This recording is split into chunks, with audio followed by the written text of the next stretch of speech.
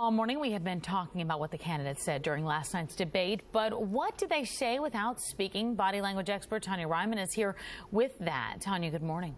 Hi. So both candidates really did well last night, with some minor exceptions. So before we get into what they did really well, what didn't they do well? Well, when we watched Governor Romney, we saw that typical smirk that he always seems to have, that smirk of condescension and condensation. And people don't like that. He also stuck his tongue out several times over and over again, washing off his lips, very unattractive.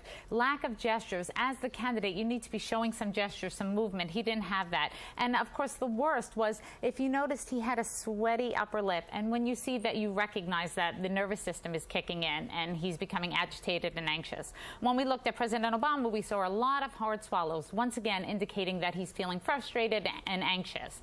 We also saw his jaw clench up. You don't want to see that in a candidate. You want to see a relaxed mouth. We saw at times his brows got really low, telling us that he was definitely angry. And then, of course, last but not least, we saw this look of intensity, almost like a stalker stare. So that's some of the negative things. But what did each one of them do right that was really important? Let's roll the first clip.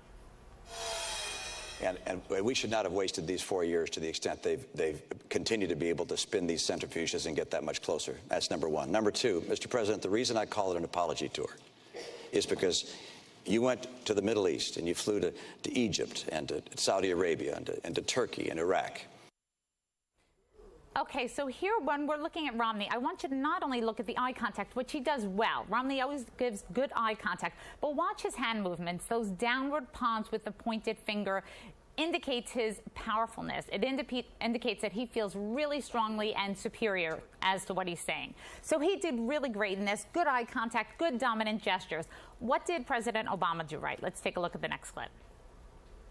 When I went to Israel as a candidate, I didn't take donors. I didn't attend fundraisers. I went to Yad Vashem, the Holocaust Museum there, to remind myself the nature of evil and why our bond with Israel will be unbreakable. Why is what he did important? President Obama has excellent gestures, very natural, always comes across good to the camera.